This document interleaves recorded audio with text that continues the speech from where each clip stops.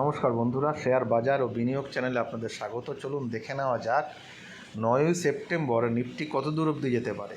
তার আগে দেখুন 8 তারিখে আমরা কি বলেছিলাম যে বাজার একটা ছোট রেঞ্জে থাকতে পারে, আমরা সেটা বলেছিলাম। দেখবেন আমরা ক্যাপশানে তো দিয়েও দিয়েছিলাম যে রেঞ্জ বাউন্ড। দেখুন বাজার ছোট রেঞ্জেই ছিল, প্রথমে খোলার পরে দেখুন একদম আমাদের যে লেভেলে আঁকা আছে একদম সেইখানে আটকেছে 845-এর লেভেল। তারপরে বাজার নিচে এসছে 845-এ আটকানোর পরে, এবং মজার ব্যাপার দেখুন একটা ইনসাইড ক্যান্ডেলও বানিয়েছিল 15 মিনিটের ক্যান্ডেলে, ভীষণ ভালো। তারপরেও কিন্তু বাজার নিচে 745 অবধি আসেনি, 764 অবধি এসে আবার বাজার উপরের দিকে গেছে, গিয়ে এইখানটায় বহু সময় কাটিয়েছে, মানে 845-এর লেভেলে। এবং তারপরে ব্রেক করে আমরা বলেছিলাম যদি এটা ব্রেক করে 770 পার হয় তো প্রথম টার্গেট হবে 900 অবধি যায়নি, 885 অবধি গেছে। এবং তারপরে বলেছিলাম যখন ওই ভাঙবে 830-এর নিচে ভাঙলে আবার 744-এ আসতে পারে। দেখুন এটা 750 অবধি এসছে শেষবেলায়, একদম ছোটো একটা রেঞ্জে ছিল বাজার।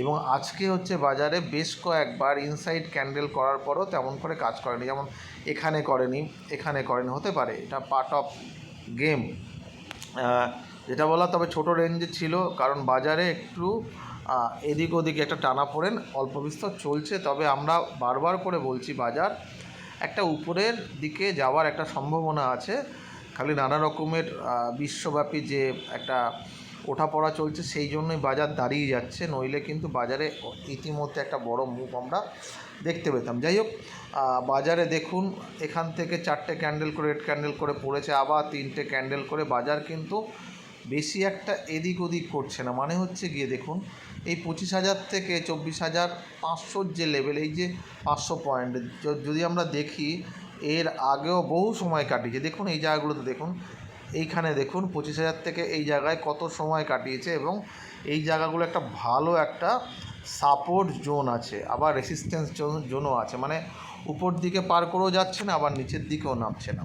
তা কালকে কি হতে পারে দেখুন, বাজার কালকে কিন্তু একটা ট্রেন্ডিং হওয়ার একটা সম্ভাবনা কিন্তু আছে। কালকে অ্যাটলিস্ট, আজ যাই হোক এত ছোট রেঞ্জ, আজকে যে রেঞ্জটা বানিয়েছে সেই রেঞ্জটা কিন্তু হবে না। মানে ধরুন আজকে রেঞ্জ হচ্ছে 120 পয়েন্ট, কালকে আশা করছি প্রায় 200 পয়েন্টের রেঞ্জ কিন্তু হতে পারে। এইবার দেখুন কোথায় খুলছে তার উপরে ডিপেন্ড করছে। যদি দেখেন বাজার কালকের মতন আজকে এখানে খুলে গেল, খুলে গিয়ে সাস্টেন করলো না, মানে 845-50-এর কাছে গিয়ে যদি একটা রেড ক্যান্ডেল বানিয়ে দেয়, তার নিচে সেল হবে, সেল হলে আবার এই 750-এর দিকে চলে যেতে পারে। কিন্তু যদি বাজার ধরুন এখান থেকে নিচ থেকে গিয়ে 765-70 এই লেভেলটা ধরুন 70 ব্রেক করে, তাহলে প্রথম টার্গেট কিন্তু কম 900, এবং 910-এর উপরে গেলে হচ্ছে 950 থেকে 980 যে লেভেলটা আছে, মানে 25,000 লেভেলটা আছে, এই লেভেলে গিয়ে বাজার আটকাতে পারে। তার উপরে বাজারকে আপাতত দেখছি না। আর কি হতে পারে দেখুন, বাজার যদি নিচেও খুলে যায়, এই জায়গাতে খুলে যায় 750-এর কাছাকাছি, তাহলেও ওয়েট করতে হবে, দেখতে হবে যে 750-এর কাছাকাছি খুলে গিয়ে যদি দেখা যায় যে 770 ব্রেক করে উপর দিকে যাচ্ছে, তাহলে কিন্তু বাই হবে। সেক্ষেত্রে আবার টার্গেট হবে 850, তার উপরে তো যেরকম করে বললাম সেইভাবে যাবে। কিন্তু যদি বাজার এখানে বাজার ওপেন হয়ে গেল, বা এই জায়গাতে ওপেন হলো 768, যাই হোক, ওপেন হওয়ার পরে যদি 720 ভাঙে, তাহলে প্রথম টার্গেট হবে 666, মানে 24,666।